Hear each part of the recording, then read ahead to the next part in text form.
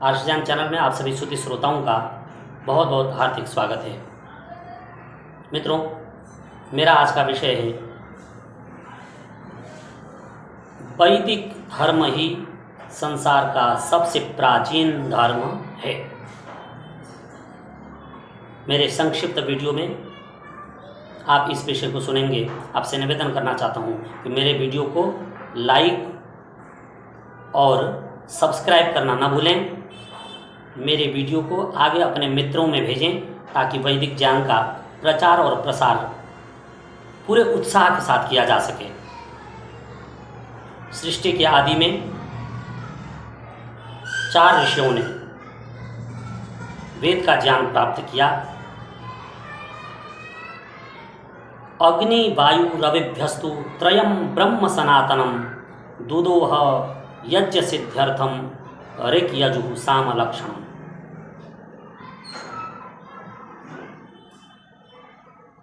अग्नि, वायु, आदित्य और अंगिरा ऋषियों ने ऋग्वेद, यजुर्वेद, सामवेद और अथर्ववेद का ज्ञान समाधि में जाकर के तपस्या करके प्राप्त किया और उसके पश्चात वेदों का ज्ञान उन्होंने श्रुति परंपरा के माध्यम से आगे बढ़ाया। सर्वेषां तु सनामानि कर्माणि च पृथक पृथक वेद शब्देभ्येवादौ पृथक संस्थाश्च निर्ममे। आप जो कुछ भी संसार में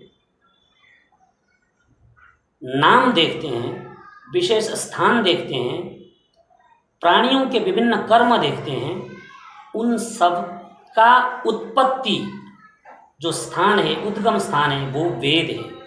सर्वेषां तु सनामानि, सभी का नाम।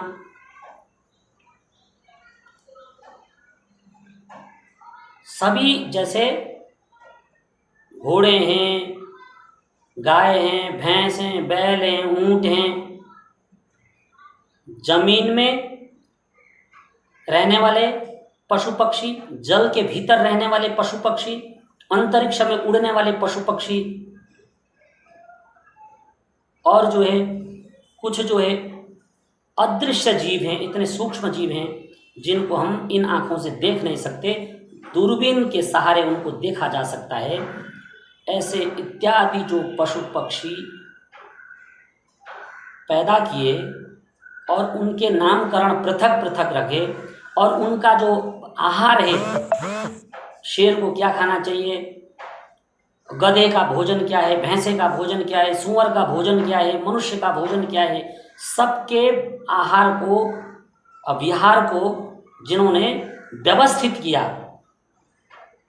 ऐसे परमपिता परमात्मा का दिव्य ज्ञान जो है वो है वेद। वेद का प्रारंभ काल अनादि है, परंतु अभी मैं जो एक कल्प का काल है उसे बता देना चाहता हूँ कि अब तक जो है जो वेद और सृष्टि की उत्पत्ति हुई है वह काल है 1,96,8,53,121 वर्ष अब तक व्यतीत हो चुके हैं, बीत चुके हैं।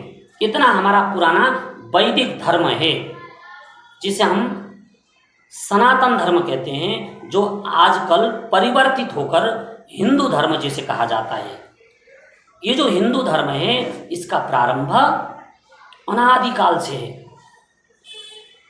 और इस देश का जो प्राचीन नाम है वो ब्रह्मावर्त है, इस देश का जो प्राचीन नाम है वो आर्यावर्त है और उसके पश्चात इस देश का जो परिवर्तित नाम हुआ वो भरत हुआ।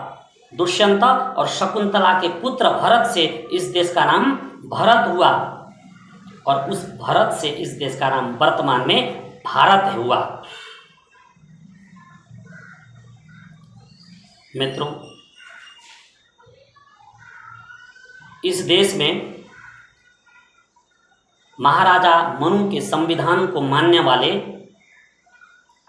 महाराजा इक्ष्वाकु से लेकर के अंतिम चक्रवर्ती राजा महाराजा युधिष्ठिर पर्यंत वेद का शासन था, वैदिक धर्म का बोलबाला था और सभी लोग सुखी थे। कालचक्र ने समय के अनुसार इसमें परिवर्तन कर दिया और आज हम देख रहे हैं जो संसार का सबसे प्राचीन धर्म है उसको हाशिए पर लाकर खड़ा कर दिया गया है।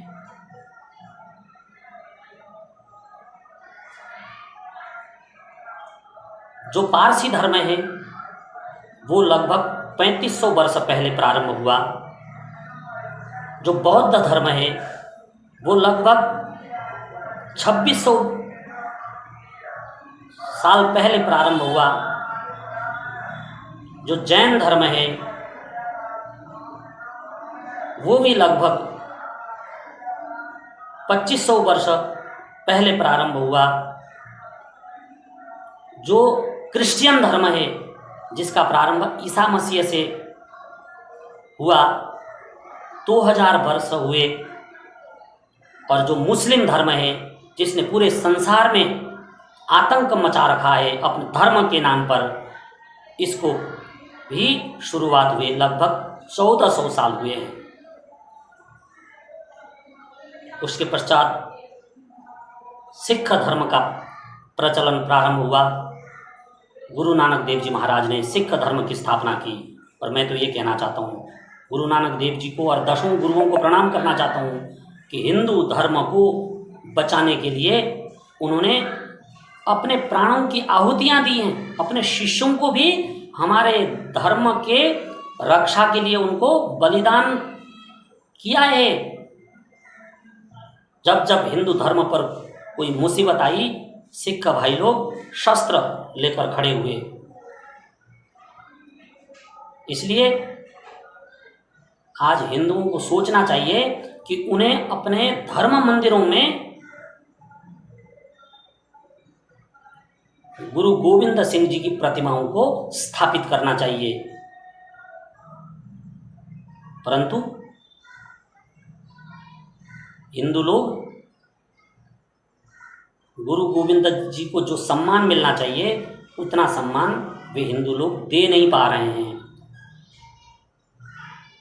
हम गुरु गोविंद सिंह जी के ऋणी हैं जिन्होंने खुद और अपने पुत्रों को हमारे धर्म की रक्षा के लिए बलिदान किया।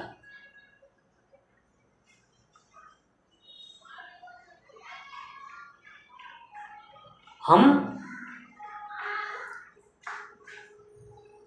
भगवान श्री राम के वंशज हैं।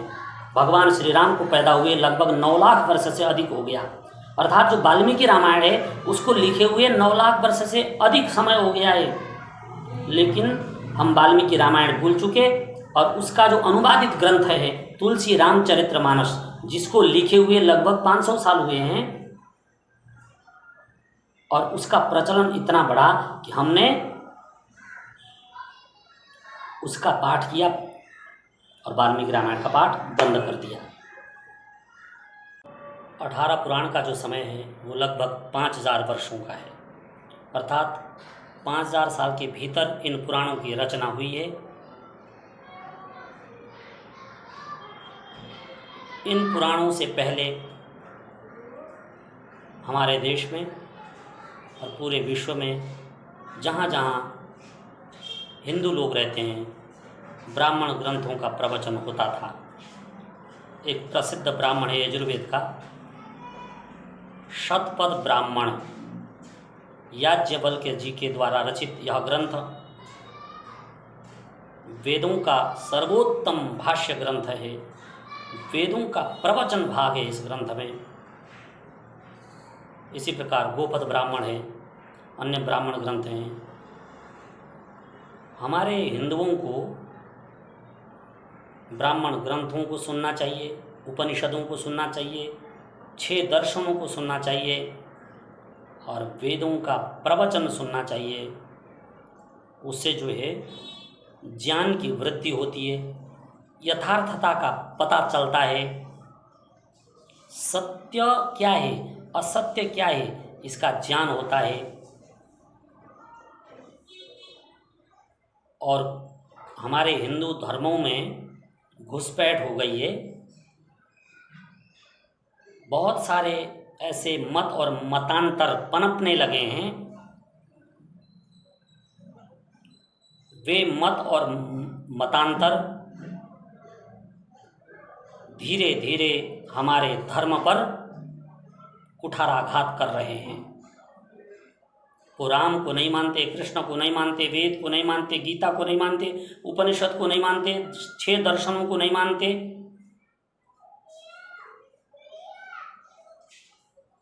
यहाँ तक कि उनके खुद के भी ग्रंथ नहीं है अपने मतांतर को जो है सिद्ध करने के लिए।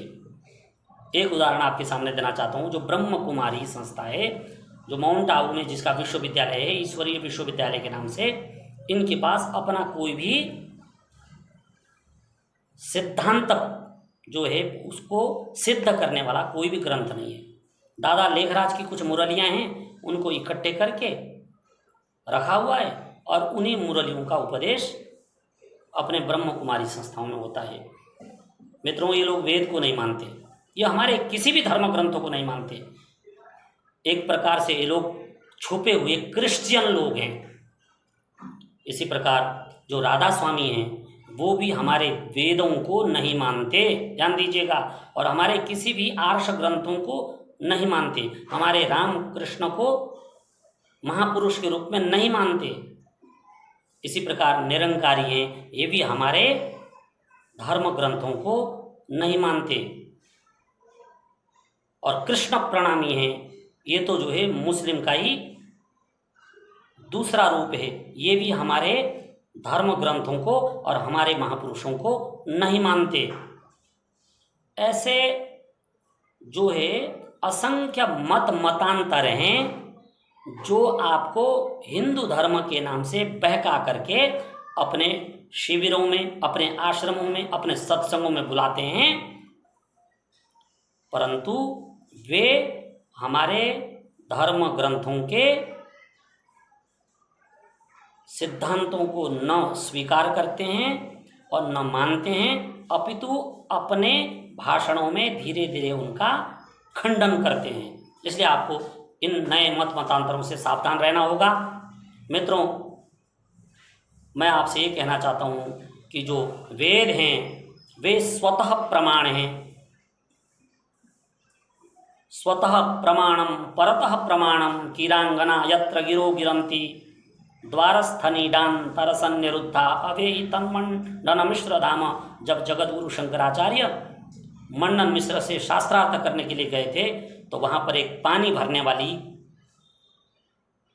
लड़की के मुख से इस श्लोक को सुनकर के शंकराचार्य भी गदगद हो गए थे।